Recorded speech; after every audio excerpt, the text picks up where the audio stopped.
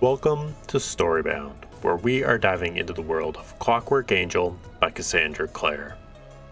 I do admittedly have some experience with this series, so it wasn't completely blind. I remember some vague plot points from my wife explaining the books, as well as the TV show for Mortal Instruments, where I'm already making some descendant connections in the series. So, to kick things off, I like the tone of this series, as well as its setting. I enjoy the what-if type stories that exist in the 1700s all the way up to near current day. The book also sets up to have a fair amount of lore to dig into, which I have been let down by similar themed novels by not digging into that background world enough within them, because that's something I tend to find very interesting. However, so far, things have been going well in terms of development. The series surrounds a character named Tess, with a mysterious past and some questions around her lineage, her family, and some pretty typical character tropes. I find the idea of what her story offers far more interesting than the character herself.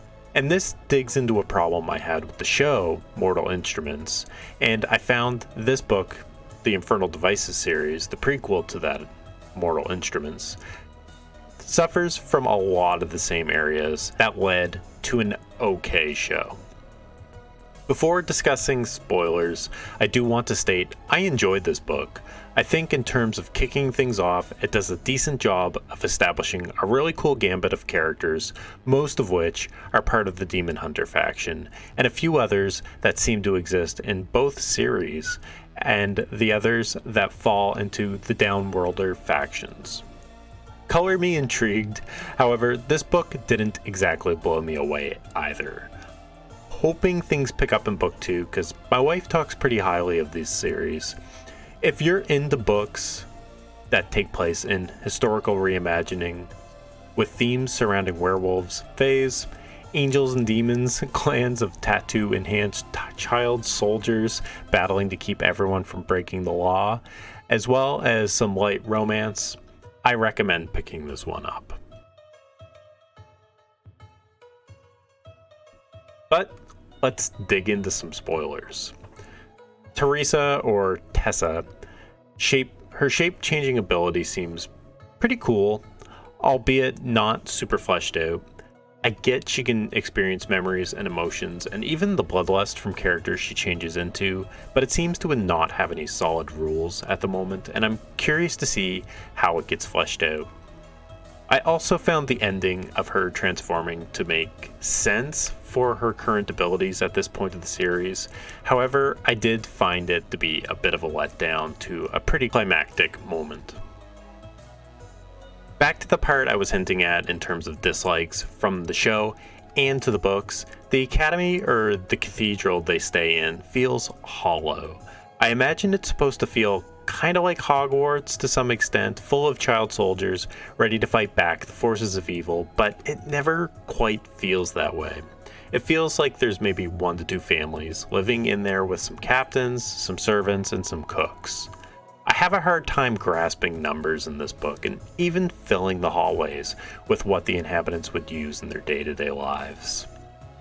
I remember in the show there were basically bedrooms and this one main look at the board type room you see in procedural dramas, and it felt mostly like that in the book. Empty hallways and very few hunters. So when the big conflict happened near the end, I just couldn't grasp what this siege looked like, other than the fact that they had the counsel of some of the more senior hunters on the site. Not to mention they used the whole let's get everybody to leave so the real bad guy can show his hands card, but I didn't mind that too much. The setting is a pretty stark contrast to things like the Pandemonium Club and the Fey world, which seems super diverse and lived in. Maybe I'm letting the show skew my judgment because it handled those pretty well, but I do feel more time is simply spent explaining the Downworlder situation and the environments than the surroundings of the Shadowhunters and their environment. Regardless, I'm nitpicking, and It's possible that where I'm reading the prequel series, a lot of this is covered over in the Mortal Instruments, so I do understand that there could be some of that happening here as well, but I chose to read these books first, so maybe that was my fault. But either way, the world is super cool, diverse characters, and hopefully a book with some lore I can dig my teeth into over the next few books.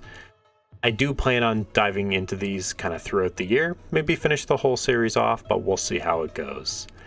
Thanks again for watching Storybound. Check out Clockwork Angel by Cassandra Clare. Read books written by women all February and use the hashtag februaryshewrote. And as always, have a good one.